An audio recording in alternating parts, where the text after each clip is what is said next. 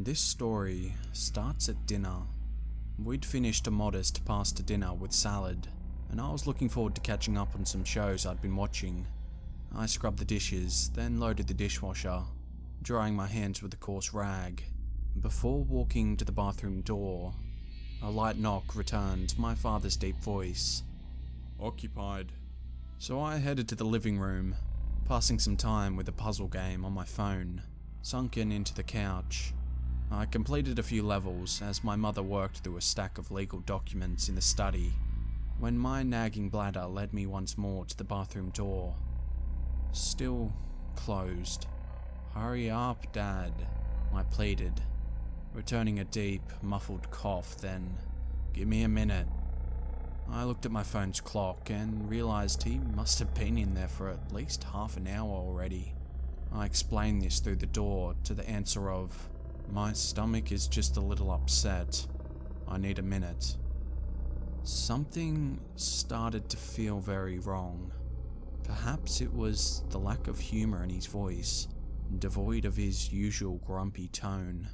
Or perhaps it was the fact he's just had an operation last year, and he now seemed more mortal, more fragile than before. "I'm using yours then," I snapped, to no response. I walked through my mother's study to inform her, but she wasn't there. I headed up the stairs, to find their room empty, their bathroom door closed as well. I knocked on the door, to my mother's deadpan response, "Occupied." I wondered if and how food poisoning could be the culprit, and since I merely needed to go number one, I headed out the back door and relieved myself behind a bush. I felt a little exposed in the night's breeze, but the view was at least blocked from any neighbours' homes.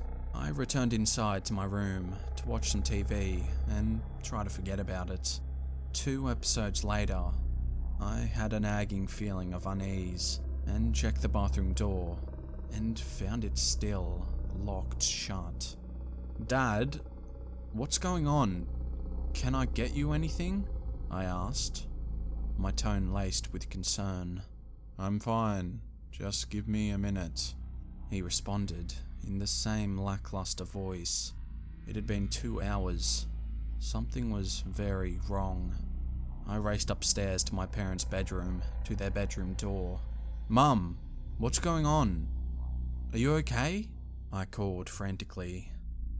"I'm fine, just give me a minute," she said, the exact words. "It's been 2 hours. Something is clearly wrong," I barked, unable to mask my concern. "Just a sec," she responded. I thought I'd heard something, perhaps electrical or insect. Something buzzing or scraping, but it was barely audible and gone quickly. I headed back, defeated, to my room and resumed my show. I must have dozed off. When my eyes stretched open, it was daytime, and my cell read 10:45. I trudged a zombie-like shuffle to the bathroom. Locked. Dread welled in my stomach as I remembered the night before, and proceeded to knock on the door. "Occupied." My dad's voice called back, and then I heard it. The muffled sound, similar to cicadas, but much softer and lower in tone. I sniffed, fighting the urge to cry, then noticing the odor. It wasn't a septic one. It was the sour stench of a dead mouse swept from behind the fridge, the foul odor of decay, when stumbling upon half of a deer in the woods. I twisted the handle and said, "Dad, I'm very worried about you. Just open the door." There was a low, phlegm-filled cough, followed by a baritone, vibratory response. "Occupied," I I raced upstairs. My parents' bathroom door locked as well. My mother's voice, "Just give me a minute," repeated like a script when I knocked. Dozens of flies circled the bedroom, buzzing and hovering past my batting hands. I removed the phone with shaky fingers, and I dialed 911, not yet pressing send. "Open the door now, or I'm calling 911, I demanded. No response. I dialed. I explained I was worried that my parents hadn't left the bathroom in over 10 hours, that something was very wrong. They agreed to send an officer over after some convincing, and I waited downstairs on the couch. I'd opened the doors and the windows to air out that rancid smell permeating the house, but more flies just kept coming in. After roughly an hour, I heard the car engine outside and walked outside to meet the officers. I led them inside, over to the bathroom door, and the taller officer knocked, saying, "I'm a police officer. Your son called me because he's concerned. Can you please open the door?" To the responding sound of the toilet flushing, he tried the door handle, finding it locked. "Please open the door now, or we'll be forced to open it."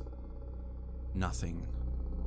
He looked over to the other officer, who nodded, a solemn frown fixed on his face.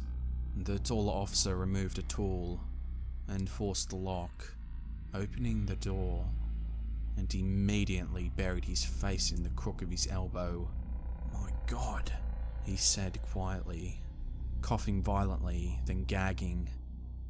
What was left of my parents' bodies was removed as I sat in the back of a cop car. I wasn't a suspect, they had clarified. They just had a lot of questions about my story, as to why I hadn't called earlier. They explained, as gently as possible, the bodies had begun to liquefy from decomposition, a stage of decay that usually happens nearly a month after death.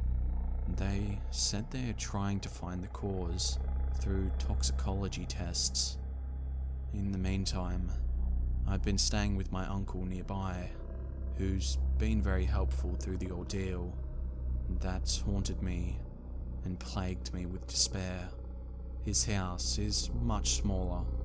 It has only one bathroom that he entered over an hour ago after dinner. Panic has been coursing through my blood. I knocked on the door, asked if he was okay a few minutes ago. The response was that single ominous word that melted my insides: "Occupied," followed by that faint rattling sound as I tearfully asked, "By what?"